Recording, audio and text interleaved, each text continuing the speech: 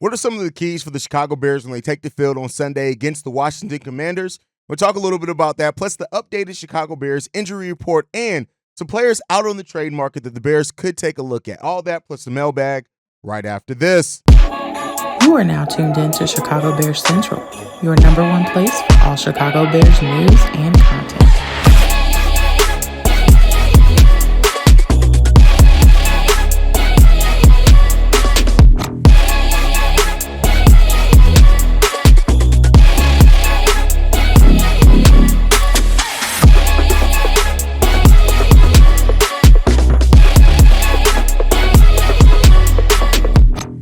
What's going on, Bears fans? Welcome to another episode of Chicago Bears Central, your number one spot for everything Chicago Bears related. I'm the host there, Haize, but more importantly, you guys can follow the channel at Chi Bears Central on every social media platform we happen to be on. With that being said, let's go ahead and get into this content for today. So, everybody's excited about this game against the Washington Commanders, and they should be. This is one of the first big tests for the Chicago Bears as far as a high-powered team that can get the job done offensively. Look at what they have with their running backs, what they have even with Mariota if he ends up starting over Jaden Daniels. This is a team that has some weapons, and the defense could be in for a long day, but I trust the Chicago Bears defense. And I want to talk about a couple of things that the Chicago Bears need to do in this game to really kind of get the most out of it, to contain the Washington Commanders, right? And the first thing that I would say they need to do is Terry McLaurin is a problem, and the Chicago Bears are going to have to figure that out. And I think even though this is not something that Matt Eberflus and Eric Washington typically do, they usually use Jalen Johnson to shut down one side of the field. They don't usually have Jalen Johnson shadow a specific player no matter what side of the field they're on. Now, it has been done before, right? Jalen Johnson has been asked to do that by this team before. And I think that this could be another smart adjustment for the Chicago Bears to be able to do it. They've done it a few times over Jalen Johnson's career. Not a whole lot, right? I want to be clear. This is done very rarely, but I think Terry McLaurin is the type of player that employing that type of game plan against could be a key when it comes down to it. When you look at McLaurin, he has 454 yards already. Noah Brown has 185. And so while Tyreek Stevenson has been targeted 35 times and allowed 235 yards, Jalen Johnson's only been targeted 19 times on the season and has allowed 113 yards. To me, that gives you a competitive advantage. It is different, and it is something that you would have to adjust, but look out for it when it comes down to it. Now, the Bears may not look to do that. We do have Tyreek Stevenson back. We got Terrell Smith back as well, and that's something that the Bears could definitely take a look at as far as feeling confident that they don't have to do something like that. But it is just something to look out for that the Bears could look to try to I say Terrell Smith. It is something that the Bears could look to try to do to employ a different type of game plan and a different type of look. One thing that I do expect this defense to do as the competition gets tougher is to do some things that they haven't had to do because of the competition leading up to add a new dynamic to that defense. And this could very well be one of them. And so, I'll take a look at there's a reason why quarterbacks don't throw to the side of the field that Jalen Johnson is on. Now, typically, you know what side of the field he's on, so you can avoid that side. If you're having if you're having Jalen Johnson shadow McLaurin, that throws in a whole new dynamic to that, to where now the quarterback has to look at pre-snap and post-snap while they're going through their progressions to see where Jalen Johnson is. And when you do that, that adds a different dynamic that also is going to allow a little bit more time, just that little bit of extra time to process that could allow your defensive line to get even more pressure on either Mariota or Jaden Daniels, and especially if Jaden Daniels does end up playing in this game, which is looking more and more unlikely. If he does end up playing in this game, to do that type of thing to a rookie quarterback, hey, that's a little extra wrinkle that you can use in that a lot of people aren't talking about as well. Another thing that the Chicago Bears have to do, simply overwhelm the Commanders' tackles. That's it when it comes to you have to overwhelm the tackles of the Commanders. And so, yeah, we know that Jaden Daniels, if he's healthy, what he can do with his arms and with his leg. But let's not act like Mariota isn't a player that has some scrambling ability as well, right? So they haven't really changed their playbook too much to adapt to if Mariota's in there. And because of that, you got to look at how we're going to get pressure on there. DeMarcus Walker is having a career year with his pressure rate. Montez Sweat is as good as he always been, even though he's not getting that sack number when it comes down to it. We need to overwhelm the tackles. Use our depth. Use everything that we have there. Darryl Taylor, Austin Booker, Jacob Martin, who's also returning in this game as well, right? He's got strung together a couple of practices. This is really something that I think that the Chicago Bears could take advantage of with that Washington Commanders team. And like I said, it's all about making the offense have to think. It's all about putting pressure on the quarterback, and you just want to completely overwhelm those tackles. Throw so many different looks, and Eric Washington is going to throw different looks anyway. But when you look at Walker, when you look at Sweat, when you look at Darryl Taylor, when you look at what Austin Booker's doing in clear passing downs, things like that. And somebody told me a couple of weeks ago, hey, when Jacob Martin comes back, we're expecting Jacob Martin to have a big day. I'm not expecting him to get a whole bunch of numbers, but again, you could really overwhelm some things, and especially they got Coleman right there, that rookie who's going to be starting there at left tackle. Listen, I'm telling you right there, either that or Cornelius Lucas being there. So you want to look at that and again try to take advantage of what you can in this game. So we'll see. And then lastly in this, you look at the Commander secondary, and that's a secondary that don't scare me. Now you don't want to take it lightly by any stretch of the imagination. But Emmanuel Forbes was already picked on last year, and you look at now having Rome Odunze, Keenan Allen, DJ Moore out there, and we're really kind of focusing on just those three wide receivers out there for the majority of the snaps. We're not going too deep into that wide receiver bag. I'm telling you what, right now, you could take advantage of that and St. Justy as well. I'm telling you, this is one of those games where I know I said it the last game as well. It didn't end up coming in, but this is a game where I think we could see two wide receivers go over 100 yards. And Caleb Williams, listen, he's playing the best football right now that he's played so far this season. The chemistry he's building with him, Rome Odunze, DJ Moore. I think that we could take a big chunk of yardage against that team. And so you look, Sandstrill as well, who's a rookie there. Listen, I'm telling y'all, man, we got some time that we could take advantage of these guys, man. So be on the lookout for that. And I think that Rome Odunze and DJ Moore could have very big days for the Chicago Bears in this game. Let's just see if that's going to come into reality. But let me know what you guys think down below. What are some of the key things you're looking out for again in this game against the Washington Commanders? Let me know that down below. Now, with that said, a lot's been made. We know that the trade deadline is coming right around the corner, right? It's right around the corner. It's next week. We'll be having a trade deadline live stream next week. You ain't got to worry about it. And so the questions that we have to ask ourselves is, if Ryan Poles is looking out there, what is he looking for? And I think when you look at Ryan Poles, if he's going to be in acquisition mode, there's a couple of things you got to look at. A, he's looking for long-term value because, again, that's what he's done. Even when we got Chase Claypool, we tried to get long-term value. We thought we had a chance to get long-term value. Claypool didn't work out. When we got Montez Sweat, that's clearly long-term value, right? So Ryan Poles is looking for that long-term value. And then another thing that he does is he's not afraid to use day 2 picks. That's really what is going to be what is going to be built around. The second round each for Claypool and Montez Sweat. We already know that Ryan Poles tried to make a run at Matthew Judon before the season started, trying to give up a third-round pick in that time as well. So I think that this is where the Bears' kind of sweet spot is, and where Ryan Poles' sweet spot is. He's going to try to survey and see what he can get for a day 2 pick, and maybe even later than that. And so Ryan Poles typically as well, something that goes understated, I think, a lot, is Ryan Poles looks for teams that have weaknesses. And when you look at it as well, he kind of goes after GMs as well that, hey, are either new on the job or on their way out, right? When you look at when we traded for Chase Claypool, that GM had just taken over that Pittsburgh job, right?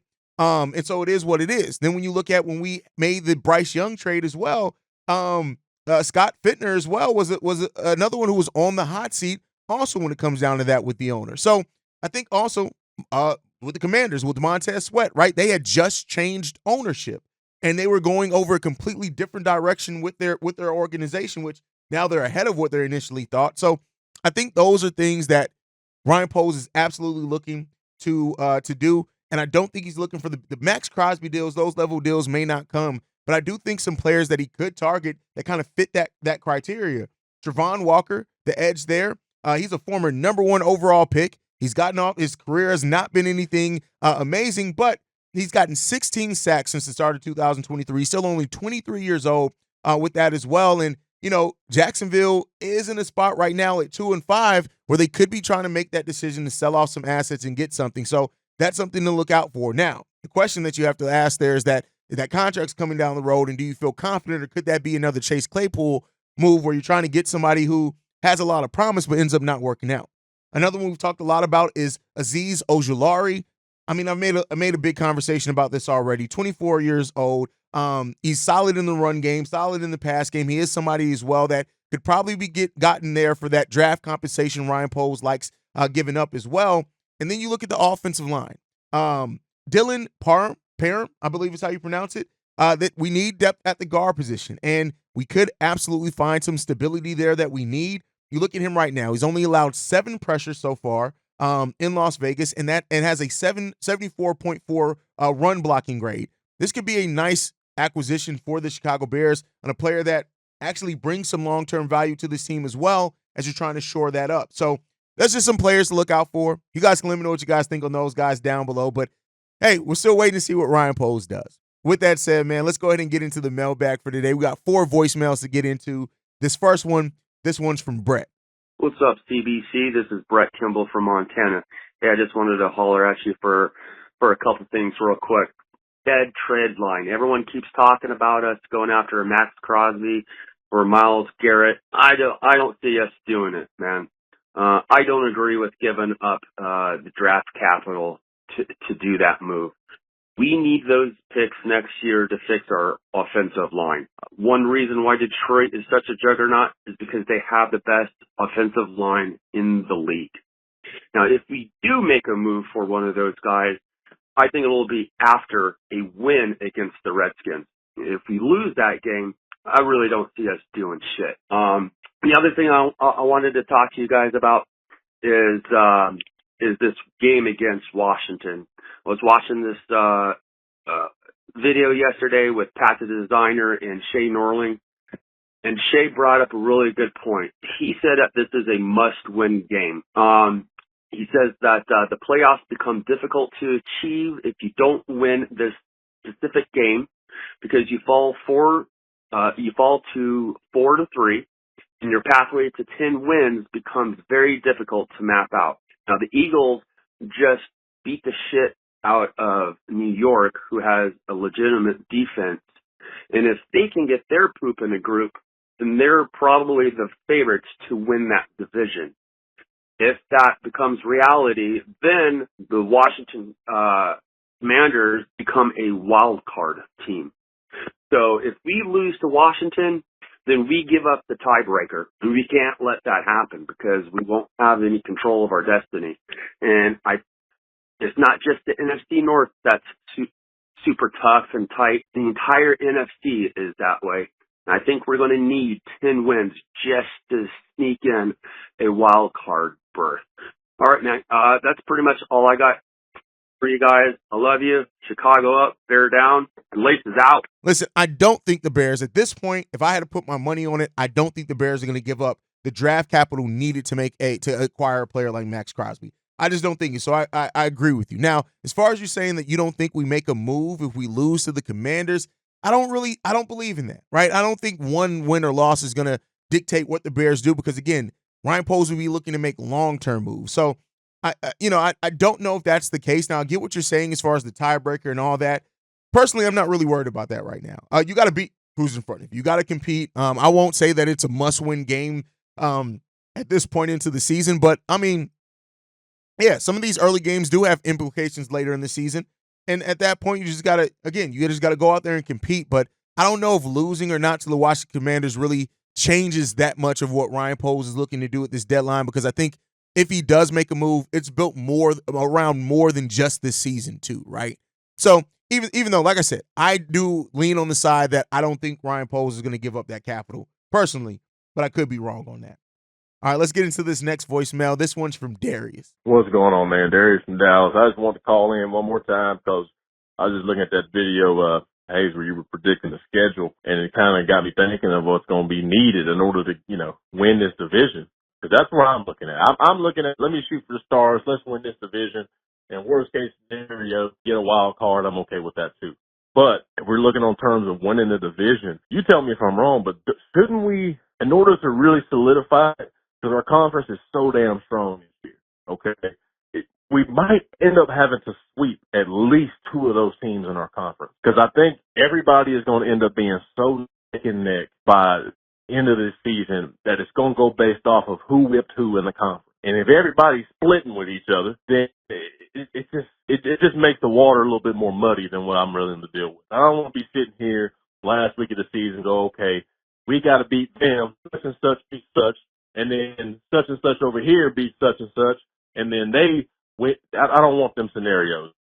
I want to be in the playoffs. So I think we probably gotta sweep the Vikings, I think, and the long way if we could sweep the Packers. And if we ended up splitting with, a team like Detroit, I think that'd be all right. But this is such a competitive division, man. And going from what I saw, over the years with the AFC North and as strong as that conference has been, it came down to who whipped who in the division. So I think, in my opinion, we got to sweep at least two of these teams in order to be surefire in the playoffs. We always sweep the Vikings. Hell, even when we had Mr. Bisky, we were sweeping the Vikings. I ain't worried about them. Sam Darnold's starting to look more like Sam Darnold anyway. But Green Bay, that's why I was so for, man, let's get another premier pass rusher. We get what your but we'll see, man. We'll see. That's what's going to have to happen for us to be surefire in there. But appreciate y'all, man. Keep doing what. Hey, man, you got to be walking around talking about some. Yeah. Come on, man. That's catchy as hell, man. My boy looking official now. Let's get stuff there then. What's needed for the Bears to win the division? That's a really good question, right? And yeah, if you sweep at least two of the teams in your division, that's a long, especially in this division, how tight that is. If you can sweep either the Vikings or the Lions, even if you can sweep the Packers, that could go a long way. But I just think ultimately this is going to be a close division. You got to take care of what's in front of you. You got to treat every single week, especially after week 8. Once those divisional games start, every week after that point is make or break for your postseason. That's just the way you got to treat it. Regardless of what the Bears do in the next 2 weeks or 3 weeks leading into that, everything that you do within your division, you got to look at after week 11, I should say, is all make or break. That's the way you got to. All those matchups are going to be so important, and you got to go out and you got to put it all out there on the field. This team has to execute. They got to get after it. They got to attack it because I tell you what, ain't nobody in this division rolling over and just giving it up, right? So you got to be locked in. Let's hope the Bears are, because this is going to be a crazy division. So on point as always, Darius. You always know I appreciate hearing from you, brother. Let's get into this next voicemail. This one's from Fred. Yo, hey, what up, man? It's your boy Fred, man. I know the bye week is over with. Time to get down to nitty gritty, man. Let the Bears go ahead and put cleats to asses, because you got the media think the Bears ain't a legit team because we got a rookie quarterback. So I just hope they go ahead and blow Washington ass out to prove a point and win the rest of their games and shit. I've watched Minnesota and Detroit, and I looked at both of them teams, and including Green Bay. I was like, man, these three teams, I'm like, we probably split a win with Detroit, maybe, between them and Green Bay. But I believe the Bears can actually sweep them teams, though. That's just me being confident in my team. If not, if they split one, they split one. And it's been rumors, about, can the Bears trade to get Max Crosby? Now, I have spoke on that with you before, though.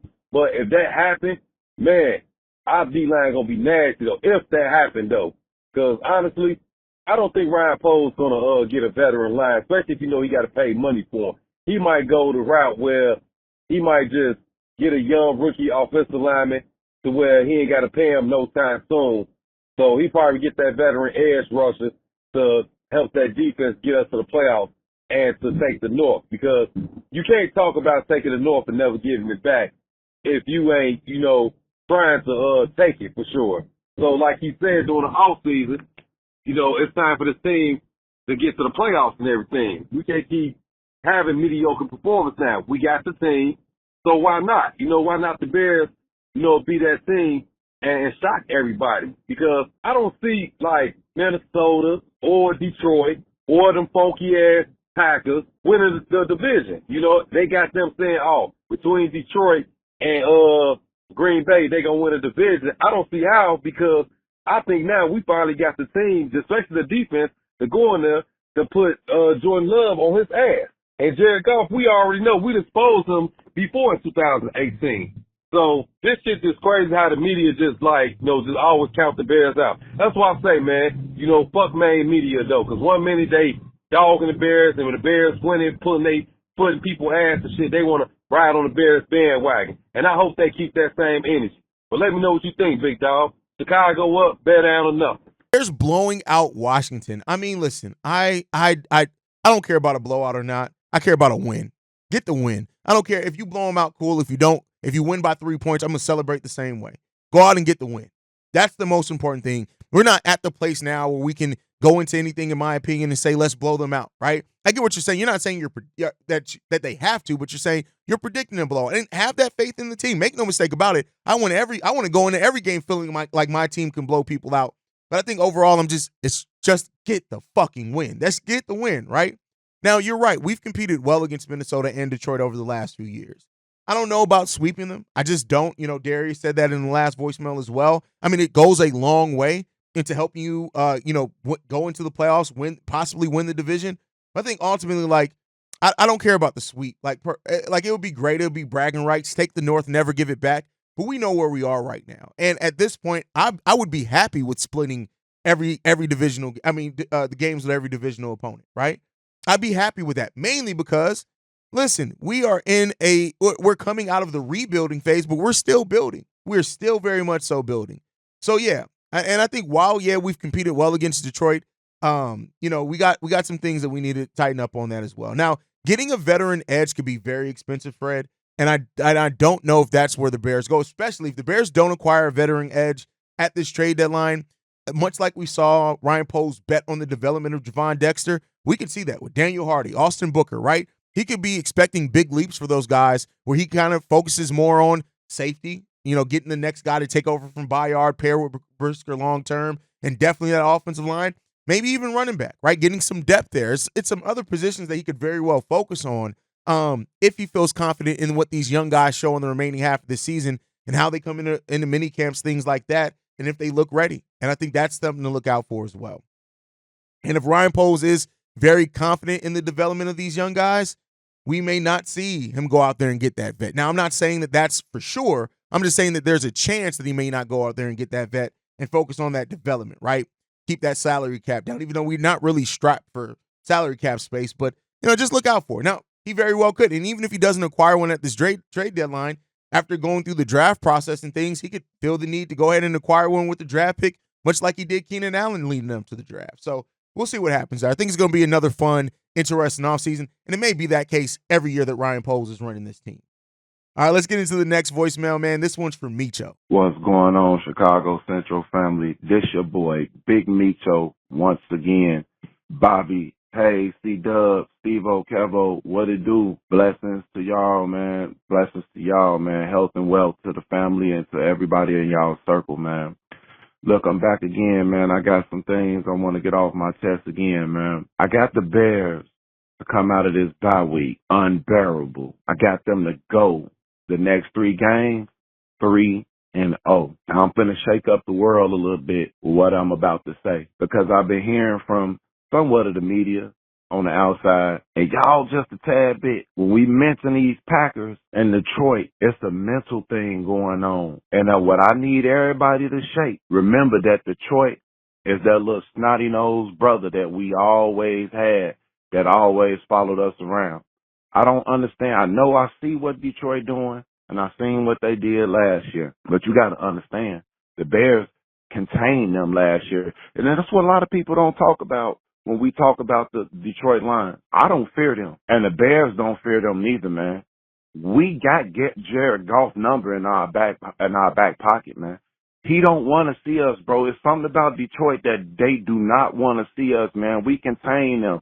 These 16, 17 points that we holding teams to, they're going to be able to hold Detroit to. The only thing is that's a little suspect is the run game. But hold on. Poles got something in his back pocket, I'm telling you, that's going to come out right now and shock everybody, man. I'm telling y'all, Mad Max may be on the way, man. We got a secret false player coming. But the Bears do something that makes everybody realize we here. They beat Green Bay Packers. The Bears go on a 4-0 run to let everybody know we here. Bro, the mental block is over with, man. Caleb don't know what other quarterbacks did, man, and he knows get over that hump, man.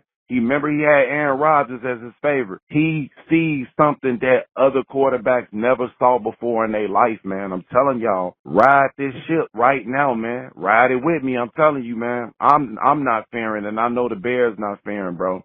We're about to set this league on fire, and trust me, they're about to talk about us, man. Look, we're about to tear a hole in the NFL, man. But I know I ain't got a lot of time, but I wish I could speak more on my rants, man, because I know, man, I got some more in my back pocket for y'all. Bears going 3-0 in the next 3 games. If the Bears in this being 7-2, that would be crazy, right? That'd be crazy. Now, I don't know about Detroit being the little brother. I don't think that that's the case.